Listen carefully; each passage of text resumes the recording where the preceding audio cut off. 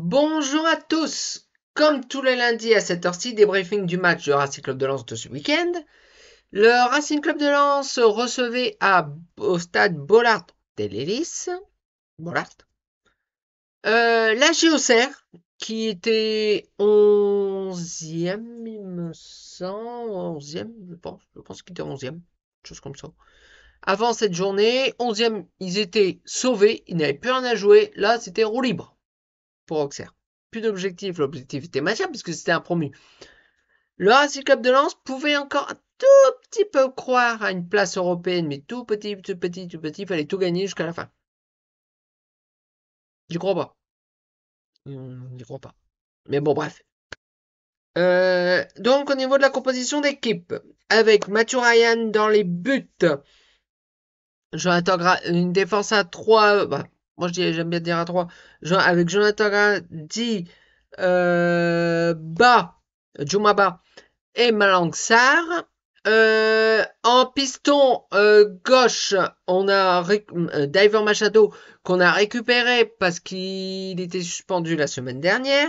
À droite, Ruben Aguilar. Dans l'axe donc du milieu centre à plat, milieu centre, tout simplement. Le duo Adrien Thomasson et Neil El Anaoui. En milieu offensif gauche, on a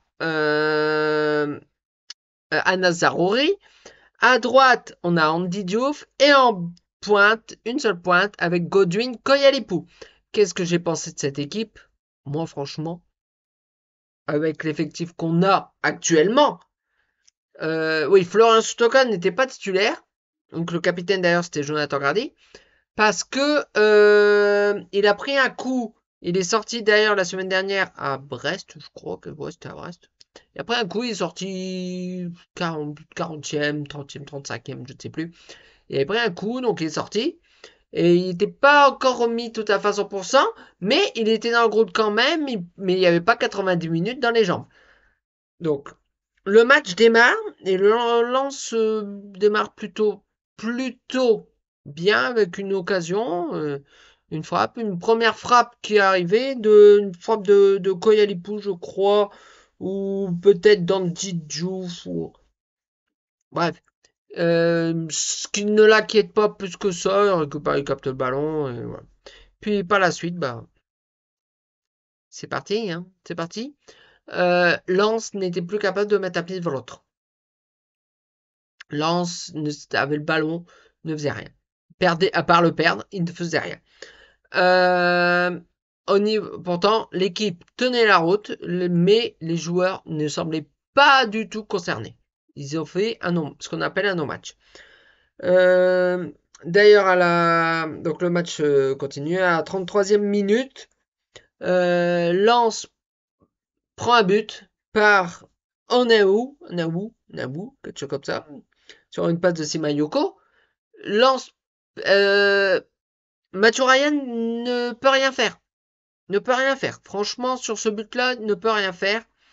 Ils sont à 2 contre 1. Voilà, il y a une passe de Simayoko vers Onaou qui trompe très facilement la défense aux fraises, mais alors totalement. Ils ont laissé tout seul le pauvre Mathieu Ryan. C'est Donc Lens perd 1-0 logiquement parce qu'on ne touchait pas une balle. Euh, je dois avoir la possession. Bah en fait la possession, elle était lensoise. Parce que je vois un petit peu sur les stats, on avait 66% de possession de balle. Mais on n'en faisait rien. On n'en faisait rien. On n'en faisait rien. À part le perdre, on n'en faisait rien. Bref, ça se poursuit donc. On se dit, bon, on perd 1-0 en 33e. On n'a pas dû attendre longtemps. 7 minutes. 40e. 40e, voilà. Des Auxerrois. Auxerre jouait en contre. Jouait en contre. C'est pour ça qu'en fait, la possession de balle, elle était que de 34% pour la GOCR. 33 pour nous. Parce que c'est nous qu'on avait le ballon. Mais on n'en faisait rien. À part le perdre, on n'en faisait rien. On n'était pas capable de citer même d'aller 2 passes, 3. Oh, c'est énorme. Et d'ailleurs, sur une offensive, Gaëtan Perrin, donc à la 40e, trompe Mathieu Ryan sur une passe de Simayoko. Encore une fois, d'ailleurs. Il peut le tromper et bon, pauvre Mathieu Ryan se fait vraiment mitrailleter. Voilà. Alors, est-ce qu'il aurait pu? Je pense pas. Je ne pense pas. Mais c'est. Voilà. Lens perd 2-0 à la 40e minute de jeu. On se dit, bon, voilà, 2-0. Alors que Auxerre, deux occasions. Deux vraies occasions, deux buts. La défense a été mauvais, mauvais, mauvais. J'aime bien tirer sur Malangsar. Quand je vois les notes de l'équipe, c'est le moins pire en défense. Grady a eu 3, Diomaba a eu 3, lui il a eu 4.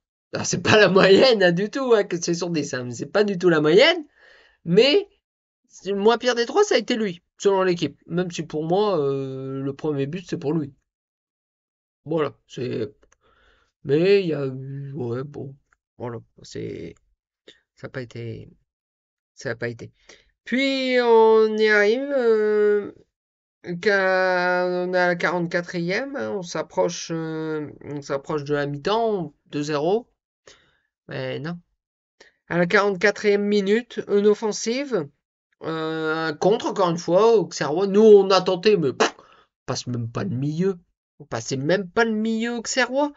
Tandis que nous, notre milieu, j'ai les notes, Ainaoui a eu 4, Adrien Thomasson a eu 3 par l'équipe. Par l'équipe, c'est pas moi qui ai mis ces notes, hein, mais j'aurais pas mis plus, quoi. Au contraire, j'aurais mis moins.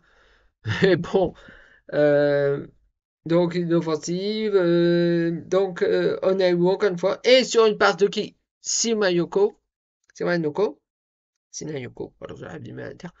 Donc ça fait 3-0 pour Auxerre. 3 fois passeur décisif Simayoko. Double passeur buteur pour Onaïwu. Lens rentre à la mi-temps en perdant 3-0. C'était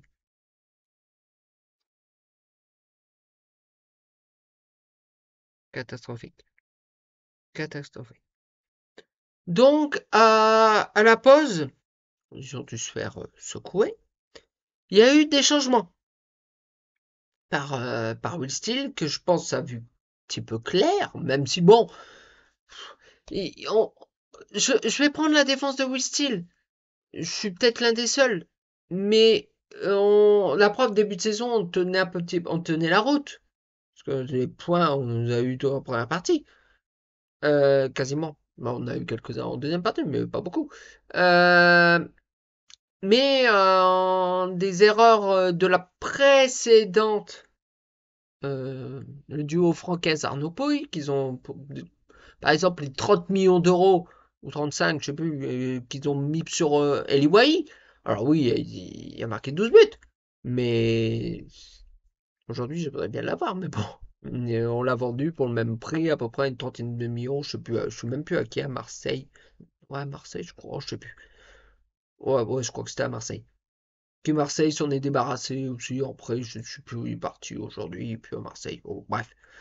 Euh, voilà, moi j'aurais voulu avoir Iwai encore cette année pour marquer des buts. Mais bon. Donc il a fait les changements, il a sorti Sarr pour Agbonifo, donc un défenseur centre. Rampe qui sort. Agbonifo, un ailier plutôt droit, gauche, je sais. Un ailier, un très bon joueur, un attaquant, plutôt offensif, hein, un attaquant, entre guillemets. Parce que bah, quand on perd 2-0, il faut marquer. Il y a aussi Andy Diouf, qui a été remplacé par Fulgini. Alors, Andy Diouf. Est-ce que je me trompe? Est-ce que je me trompe? Attendez. Oui, Andy Diouf. Donc je suis en train de regarder. Oui, à la 46e, Andy Diouf sort. Qui a pas eu la même que les défauts d'habitude, hein. Il a pas été bon. Andy Diouf, il a pas été bon. Il y a eu 3, je crois. Je regarde. Andy Diouf, il a eu. Ah non, il y a eu 4 dans l'équipe. Bref. Donc, il a été remplacé par Angelo Fulgini, qui, je vous rassure, a eu 4 aussi dans l'équipe. Hein. Fulgini, alors Fulgini, il se donne devant. C'est ce qu'il fallait. Mais il tire. Il y a le ballon, il tire. Il y a le ballon, il tire. Mais trois quarts du temps, arrêté par Donovan Léon, à côté, contré par un défenseur. Rien de. Voilà. Lens a essayé un petit peu. Lens a. Je ne vais pas dire ça, mais Lens. Est-ce que Lens a été un tout petit peu meilleur en deuxième période? En tout cas, vu le début de cette seconde période, oui. Lens a. Mais sans succès. À un moment donné, il y a eu un enchaînement dans la surface, une frappe de Godwin Koyelipou. Godwin Koyelipou, qui a eu 5 sur 10. Ah, c'est le seul qui a eu la moyenne dans l'équipe. Godwin Koyelipou. Et pourtant, on n'a pas marqué. Parce que, voilà, donc on perd 3-0 à la mi-temps. Et, et on se dit, bon, voilà, donc là, va de l'avant, et plutôt offensif, avec notamment Angelo Fuggini. Comme je vous dis, il y a le ballon, il tire. Il y a le ballon, il tire. C'est tout, voilà, ça a rien donné. Fuggini, il faut s'en débarrasser cet été. Il y a un de ces coups de balai à faire. Puis, puis, c'est le match, voilà, un contre, 73e minute, un contre Auxerrois. Tous les contre Auxerrois, ils ont donné. Ils ont donné. Et mais d'ailleurs, voilà, voilà, c'est ça. Marque dans la 73 minutes sur une passe de Passi Mayoko, qui est en Perrin, qui peut tromper le pauvre Mathieu Ryan qui a totalement été abandonné par sa défense, par le milieu, par tout le monde. Lui, on peut pas trop, on peut pas. Il a pas fait de cacahuètes comme il a pu faire contre, je sais même plus qui, contre Lille ou je sais plus quoi. Ouais, je crois que c'était contre Lille. Bref, non, il a tenu la route. Mais ça n'empêche pas que dans l'équipe, il a pris 4 buts, il y a eu 3. Mais parce que je crois que j'ai un petit peu tout dit, les notes de l'équipe. C'est voilà, puis après il y a eu d'autres changements aussi. Zaroury est sorti. Zaroury, on avait tellement d'espoir sur lui. Tellement, tellement, tellement, tellement. Je joue de mon Céline Dion, mon Céline Dion, mais on a tellement d'espoir sur lui. Cet espoir complètement. Ça n'a pas du tout. Le premier match qu'il joue, hop, il est passé décisif pour un but de. Je sais même plus qui d'ailleurs. Bon, bref, dites-le moi en commentaire. Mais en tout cas, c'est lui le passeur décisif. Tout de suite, c'est ça, contre Monaco. Je crois que c'est contre Monaco, je me sens. Bon, bref, c'est et au final, donc le Racing Club de Lens perd ce match 4 buts à 0 à Bollaert, dans un stade Bollaert plein, qui a, comment dire, mis de l'ambiance, encouragé son équipe tout le match. La vérité, euh, et l'équipe, les 11 qui étaient, même plusieurs remplaçants, les 11, allez, on arrive quand il y a les qui a quand même eu 5 dans l'équipe. Qui le pauvre, c'est un attaquant qu'il faut donner les ballons. Mais les milieux offensifs étaient aux fraises. Hein. El Anaoui, Adrien Thomasson, ou même Anas Zaroury, Andy Diouf. Voilà. Donc Lens perd ce match. Alors, à l'issue de cette journée, Lens reste 8e. C'est possible, mais oui. Et est-ce que Lens peut encore espérer? Non. Non, parce qu'il nous reste 3 matchs. Mathématiquement, on peut. Mais non. Non, non. La semaine prochaine, Lens, on va enchaîner 2 déplacements. Alors, est-ce que c'est mieux que 2 déplacements et match à domicile dans les 3 derniers matchs qui restent? Ouais, les 3. Donc là, on commence avec un déplacement plus compliqué. Une équipe qui joue quelque chose, qui joue la Coupe d'Europe et qui peut peut-être. Alors, je vais regarder, est-ce qu'ils peuvent encore espérer la Ligue des Champions? Oui, parce que la quatrième place est qualificative. Ils sont cinquième en Ligue 1. Donc Lyon va jouer, c'est là-bas au Groupama Stadium, quelque chose comme ça, je ne sais même plus. Je ne sais même plus. Bon, en tout cas, bref, c'est le nouveau stade, c'est plus Gerland. Maintenant, comme je dis toujours, Gerland, c'est l'équipe de rugby qui joue là-bas. Parce que je dis toujours, je vais me faire traiter, mais le rugby récupère les poubelles du foot. C'est comme le stade Jacques Chaban-Delmas à Bordeaux. Aujourd'hui, ce n'est plus parce que maintenant ils ont fait un stade pour le foot, un beau stade, voilà, même si Bordeaux il est en national ou c'est enfin au national 1, je ne sais plus. Bref, et ils ont fait un beau stade et le stade Chaban-Delmas c'est aujourd'hui le stade où joue un club de rugby de Bordeaux-Bègles. Voilà, c'est ça. Le rugby récupère les poubelles du foot. Il y aura juste un petit peu une différence la saison prochaine, ça va être l'inverse avec le Paris FC. Bon, bref. Donc, Lens la semaine prochaine, comme je vous ai dit. Lens reçoit, non, non, reçoit pas, on reçoit plus. Se rend donc à Lyon pour. Alors, je suis plus confiant aujourd'hui avec Lens à l'extérieur qu'à domicile. Parce qu'on va récupérer ce autocar. On est content. Là, pour moi, la saison de Lens est terminée. On n'a plus rien à espérer de cette saison. Finir le plus haut possible.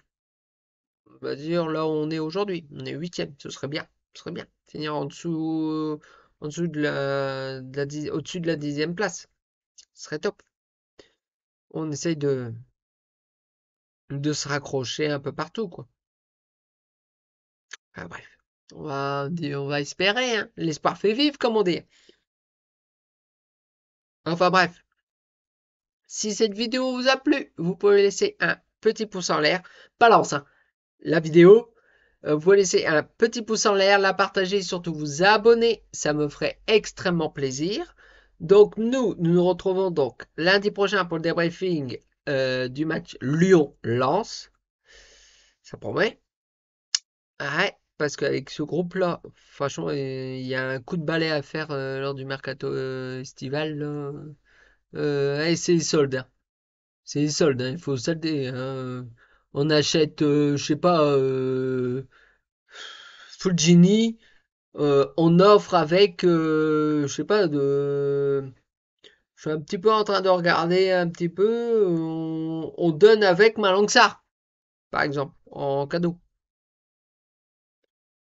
Plus des joueurs, vous expliquez comment qu'on met Malangsar, qu'on a recruté cet hiver, Selic, qu'on n'a pas vu une seule fois, il joue en réserve. Se disant, il est pas prêt.